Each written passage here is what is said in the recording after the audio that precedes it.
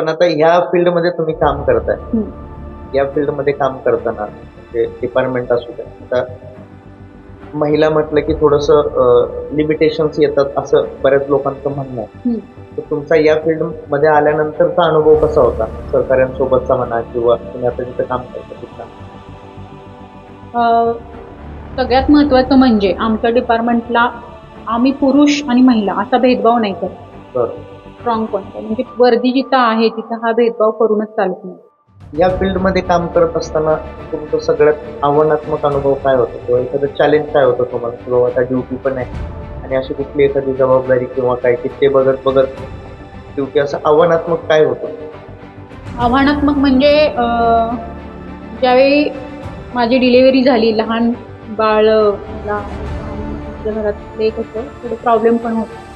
पाठीमागून कोणीतरी यायला सांभाळण्यासाठी. हां. तर ते आणि मग त्यावेळची जी इलेक्शन लोकसभेची आणि त्यामध्ये जे करायची होती ती कामं, हा प्रसंग खूप कठीण होता. वडिलांच्या व्यतिरिक्त अजून कोणत्या लोकांचा तुमच्या यशामध्ये वाटा? आई-वडिलांचा तर प्रामाणिकपणे आहे. त्यात माझे मामा जे शिक्षक असतात.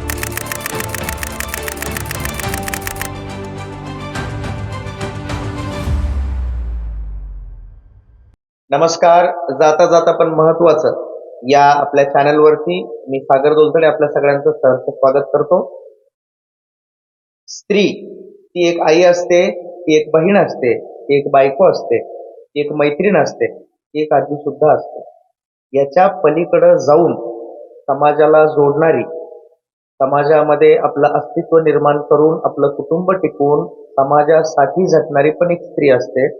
आज आपण याच महिला दिनाच्या विशेष भागामध्ये महिला दिनानिमित्त काही कर्तृत्ववान स्त्रियांचा या ठिकाणी आपण गौरव करणार आहे. चर्चासत्रामध्ये आपण त्यांना या ठिकाणी निमंत्रित करणार आहे. 1908 मध्ये अमेरिकेमध्ये या महिला दिनाची पाळंमुळं रोवली गेली. त्याच्यानंतर 1975ला जागतिक संस्थेनं पण या महिला दिनाची दखल घेतली आणि 1943ला भारतामध्ये अधिकृतपणे पहिला महिला दिन साजरा करण्यात आला. याच्यामध्ये सगळ्यात महत्वाची गोष्ट अशी की तेव्हापासून ते आतापर्यंत आपल्या समाजामध्ये महिलांची कारकीर्द, महिलांनी केलेलं काम आणि महिलांचं योगदान या गोष्टी या महिला दिनाला विशेष हायलाईट केल्या जातात आणि त्याच अनुषंगानं आपण या महिला दिनाच्या निमित्तानं आज जे चर्चासत्र आयोजित केलेलं आहे सावित्रीच्या लेकी, याच्यामध्ये आपण आज आपल्याला या ठिकाणी पाहुण्या म्हणून किंवा एक कर्तबगार स्त्री म्हणून ज्यांचं खरंच महाराष्ट्रामध्ये नाव गेलं पाहिजे, त्यांच्या कष्टाचं, त्यांच्या स्ट्रगलचं, त्यांनी आतापर्यंत इथंपर्यंतचा केलेला प्रवास, त्या सगळ्या गोष्टी आणि त्यांचा प्रवास आणि त्यांच्या बाकीच्या इतर बाबी ज्या आपण आज जाणून घेणार आहोत. तो मी राज्य उत्पादन शुल्क विभागाच्या दबंग इन्स्पेक्टर दुय्यम निरीक्षक म्हणून ज्यांना ओळखलं जातं, ज्या पुण्यामध्ये सध्या कार्यरत आहेत, अशा सौ नीलम पाटील यांचं या ठिकाणी खूप मनापासून स्वागत करतो. मॅम नमस्कार. नमस्ते. आमच्या या सावित्रीच्या लेखी या भागामध्ये आपलं खूप मनापासून स्वागत. आणि पुढच्या काही वेळ आपण या ठिकाणी असणार आहे, तर आम्हाला तुम्हाला तुमच्याकडून खूप साऱ्या गोष्टी जाणून घ्यायला आवडेल. तुमचा प्रवास, तुमची कारकीर्द कशी घडली किंवा तुम्ही कसं घडला, तो थोडंसं पहिल्यापासून तुम्ही आम्हाला सांगितलं तर बरं होईल. सुरुवातीला जाता जाता पण महत्वाचे या थोडक्याशा कार्यक्रमात तुम्ही मला आवर्जून बोलवलं, त्याबद्दल तुमचं, आबोली मॅमचं आणि नामदेव सरांचं पहिल्यांदा मी खूप खूप धन्यवाद. थँक्यू.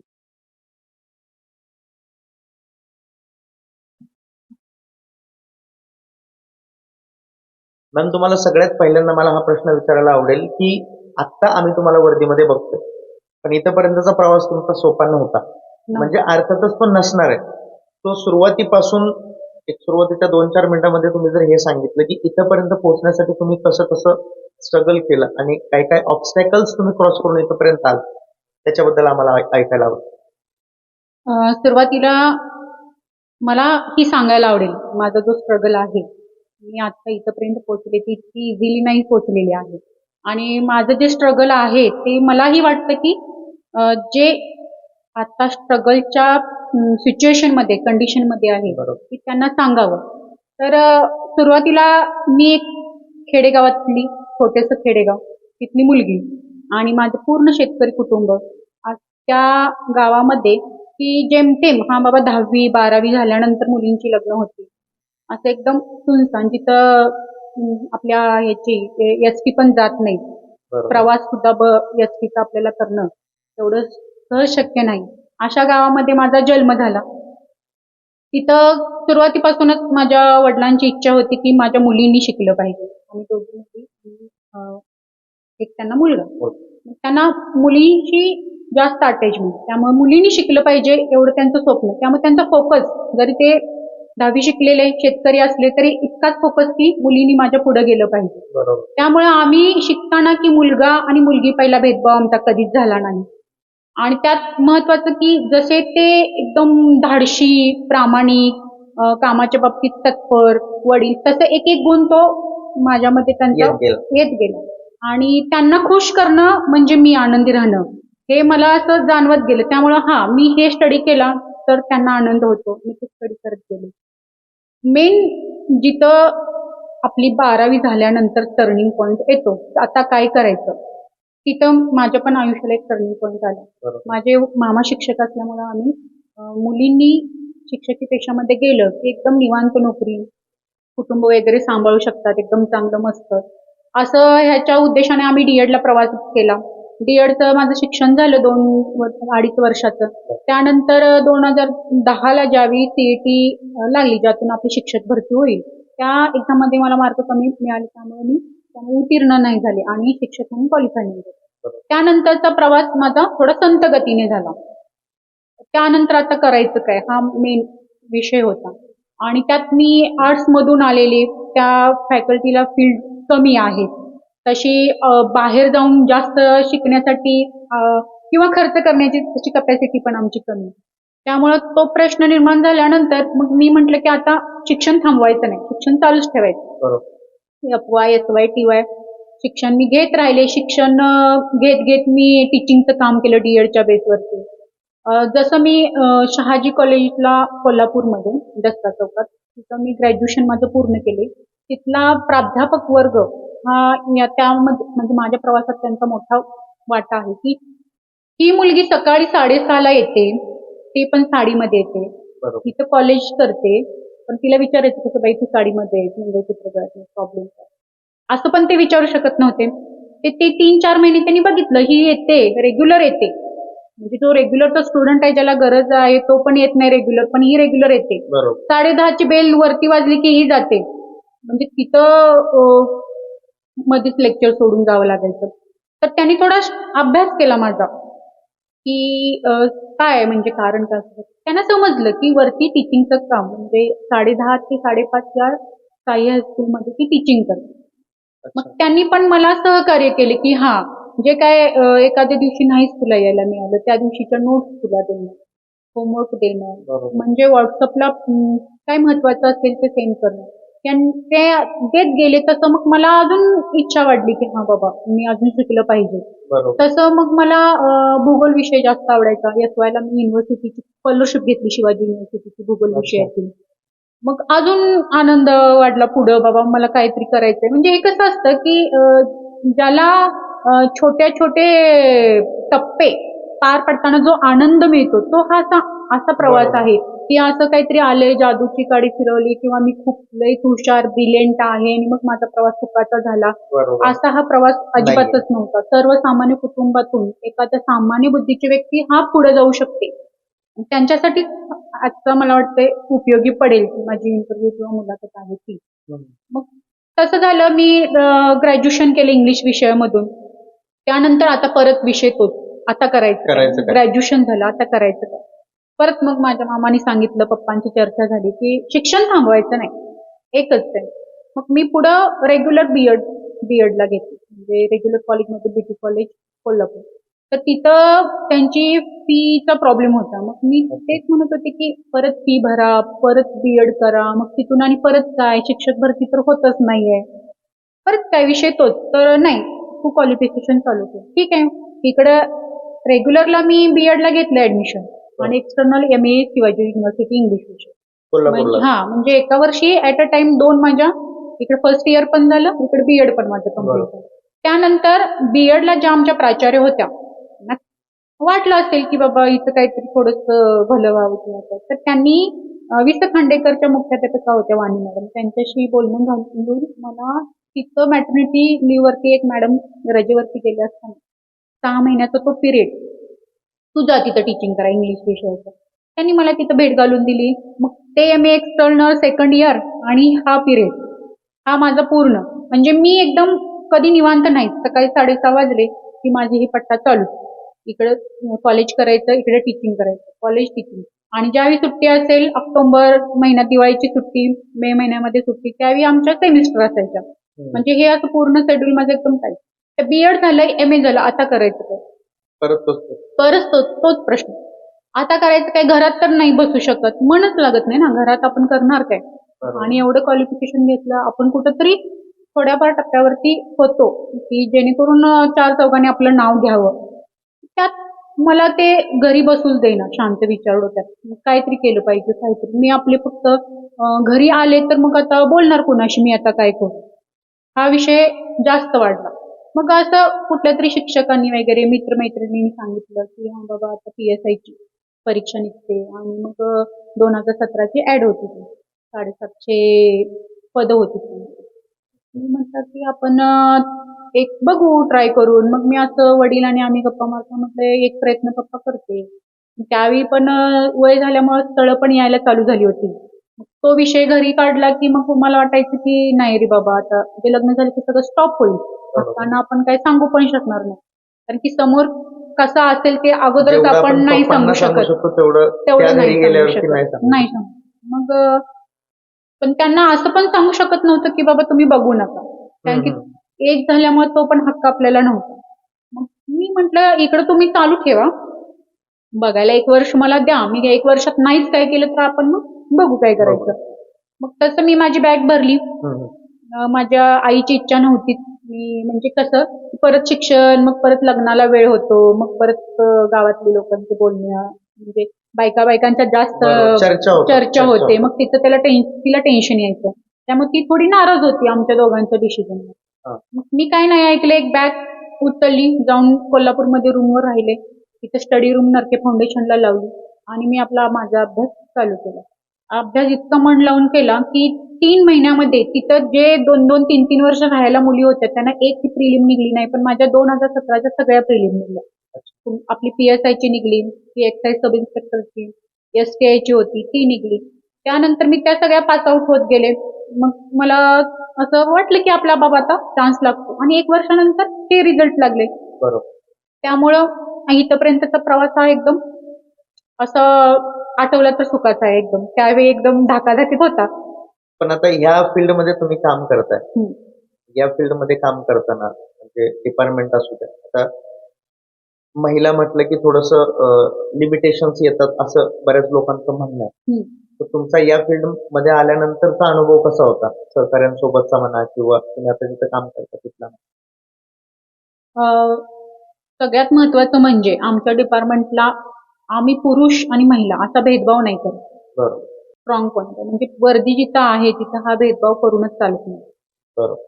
तर तिथं जशा जेंट्सला ड्युट्या असतात, जेंट्सला काम असतं, तेवढंच सगळं लेडीजला काम असतात.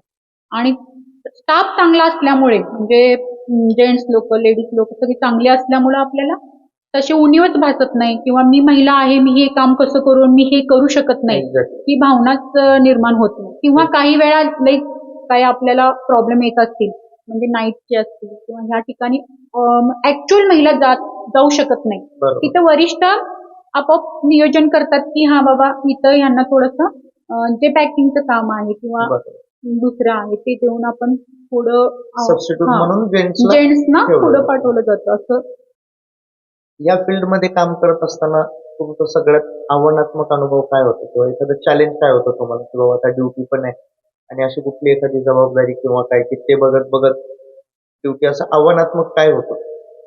आव्हानात्मक म्हणजे ज्यावेळी माझी डिलिव्हरी झाली, लहान बाळ मला होतं आणि मग माझ्या घरातले कसं थोडं प्रॉब्लेम पण होता, म्हणजे पाठीमागून कोणीतरी यायला सांभाळण्यासाठी. तर ते, आणि मग त्यावेळेची जी इलेक्शन लोकसभेची, आणि त्यामध्ये जे करायची होती ती कामं, हा पेच प्रसंग खूप कठीण होता.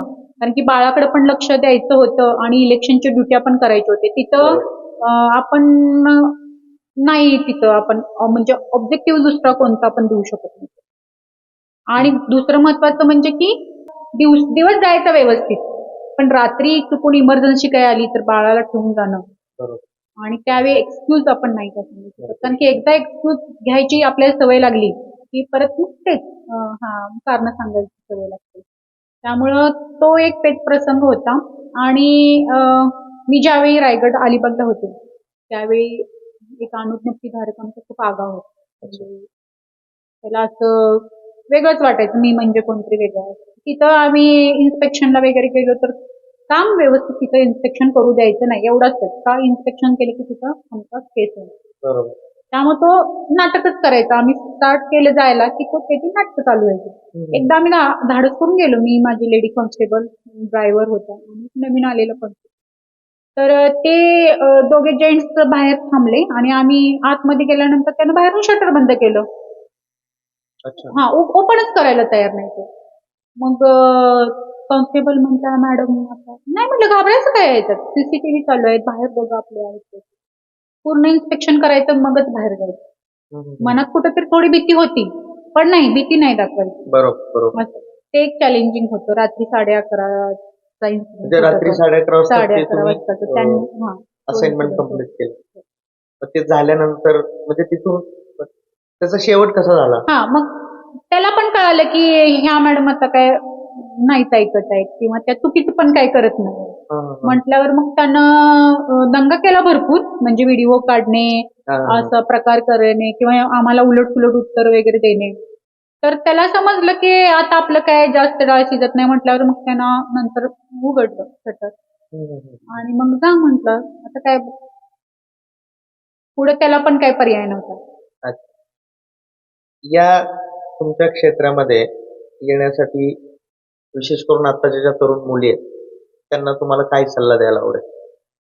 तरुण मुलींमध्ये ज्या खेडेगावातल्या आहेत, सामान्य कुटुंबातल्या आहेत, ज्यांची जेमतेम परिस्थिती आहे आणि मेन त्यांच्या पालकांची शिकवण्याची इच्छा आहे, त्यांनी कष्टानं पैसे मिळवून त्यांना बाहेर शिक्षणासाठी सिटीमध्ये पाठवलेले आहेत. त्या मुलींसाठी मला एवढंच सांगायचं आहे की तुम्ही त्या जे वाईट तुम्हाला जे दिसतं किंवा तुम्ही बघता तिकडं आपलं भौतिक सुख म्हणा किंवा जे सिटीतलं कल्चर आहे त्याच्या प्रवाहामागं न धावता, बरोबर, तिकडं जास्त आपलं मन आकर्षित न करता की तुमचा मेन मोटिव्ह काय आहे, मोटिव्ह लक्षात ठेवा नेहमी.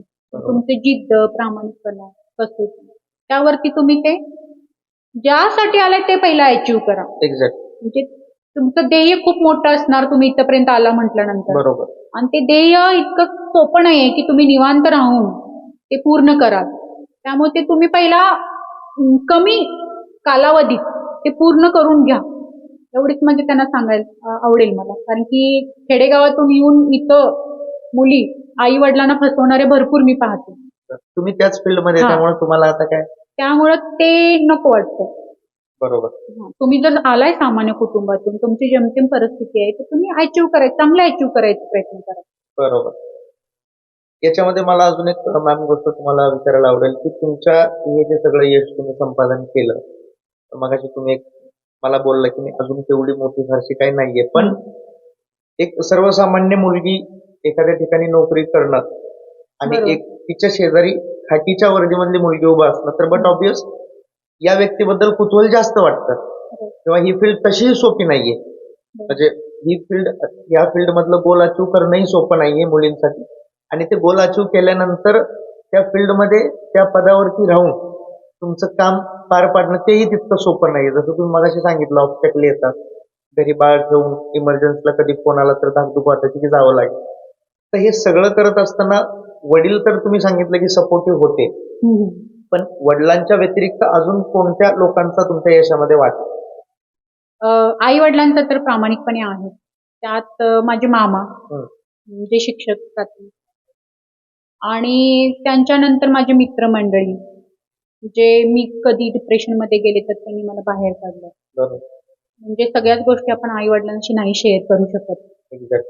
तिथं आपण बाहेर राहायला असतो किंवा सोबत आपल्या एक दोन मित्रमंडळी असतात. त्यांनी जो गायडन्स केला तो खूप महत्वाचा ठरला त्यासाठी. तर मला तुम्हाला पुढचा एक प्रश्न विचारायचा होता की म्हणजे हा माझा वैयक्तिक प्रश्न असेल. हम्म. तुम्ही हे स्टडी करताना म्हणा किंवा जसं तुम्ही म्हटलं की लग्नाचं वय निघून गेलं होतं. हम्म.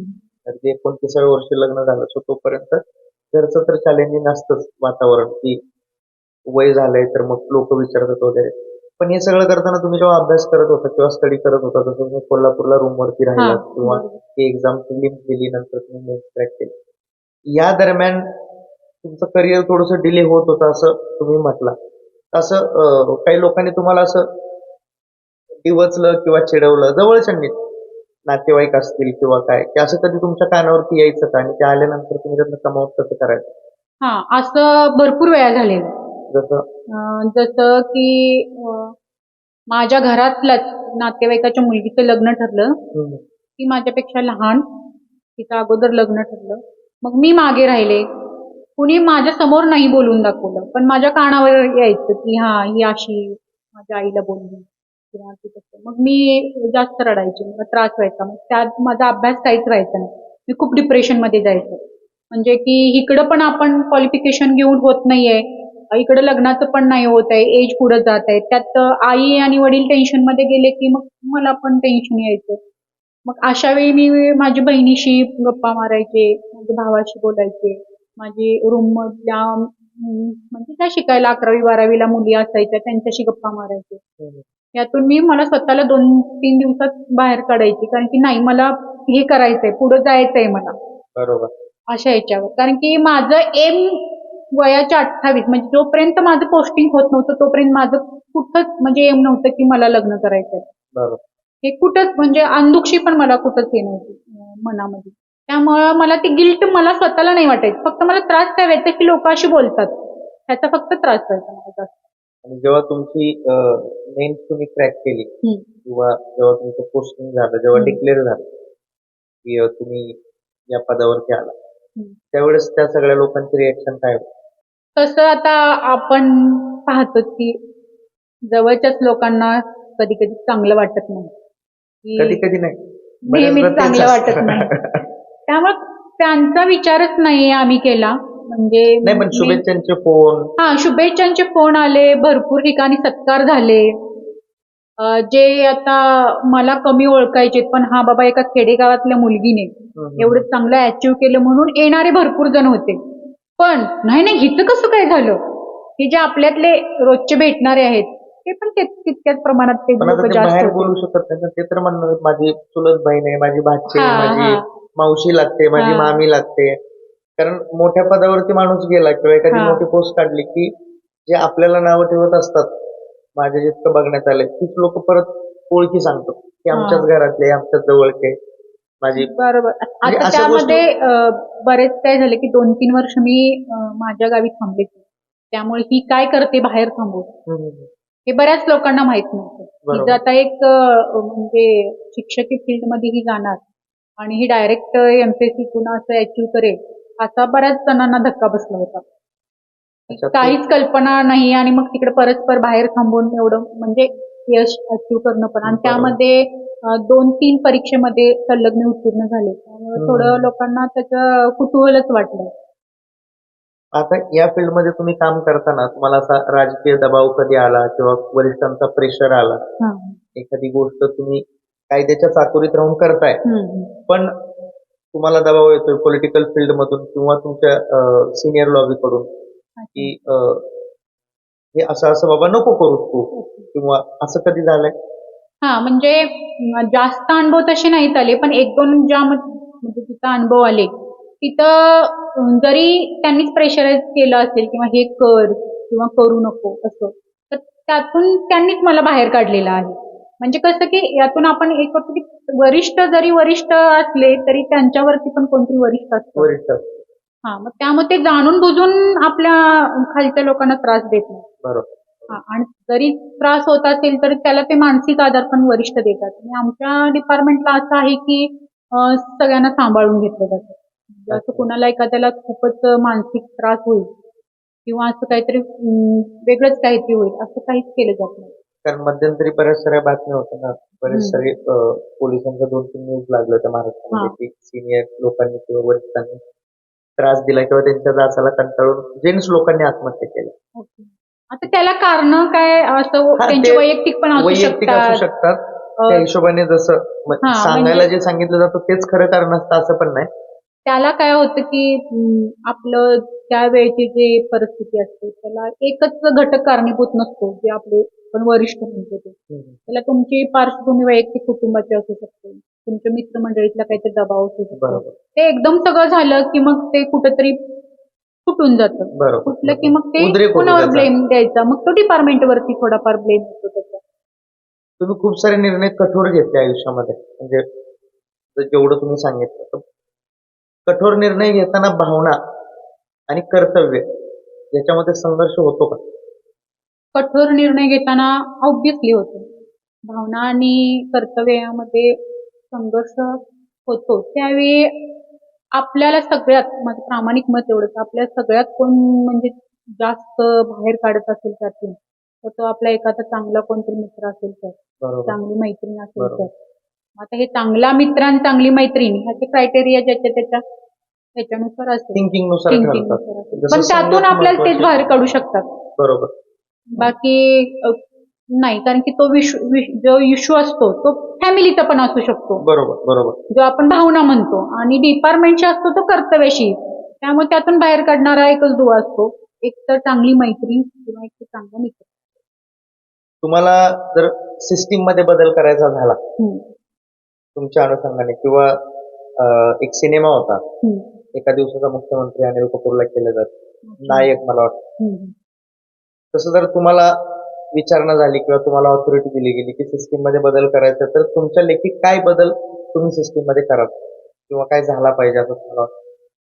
आता हे उत्तर कितपत योग्य आहे हे मला नाही माहित. पण मला असं वाटतं की सिस्टीम मध्ये बदल सिस्टीम पूर्ण मोठी आहे. ती छोटी गोष्ट नाही.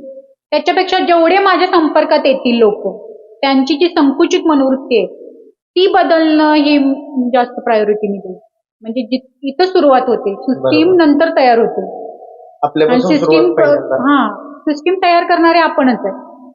असं तिथली कोण वेगळी व्यक्ती नाहीये. जर आपल्याला एखाद्या गोष्टीत चेंजच पाहिजे असेल हा. तर तो एकट्याने करून होत नाही. बरोबर. त्यामुळं आपल्याला माणसांची संकुचित वृत्ती पहिला बदलली पाहिजे. बरोबर. पहिला म्हणजे तुझं चांगलं झालं आणि मग माझं वाईट झालं मग ते मला नाही पटणार असं ही जी माणसाची किंवा पुढे गेला तर त्याला मागं खेचलंच पाहिजे. बरोबर. त्याचं चांगलं झालंच नसलं पाहिजे. ही जी आहे ही प्रवृत्ती जर माणसानं थोडीफार आपल्या आपल्या परिस्थितीनुसार घेतलं की आपले गुण ओळखून आपल्याला बाबा एवढ्यातच समाधान मानलं तर तसं असेल तर मग आपल्याला सिस्टीम पर्यंत पोहोचायची काहीच गरज नाही. बरोबर. बरोबर. आपल्या स्वतःपासूनच सिस्टीम हा सुरुवात आपण करू शकतो. आपलं काम त्याच्याशी आपण प्रामाणिक, आपले कलिग्ज असतील त्यांच्याशी आपण प्रामाणिक, त्यांच्यातला सुसंवाद.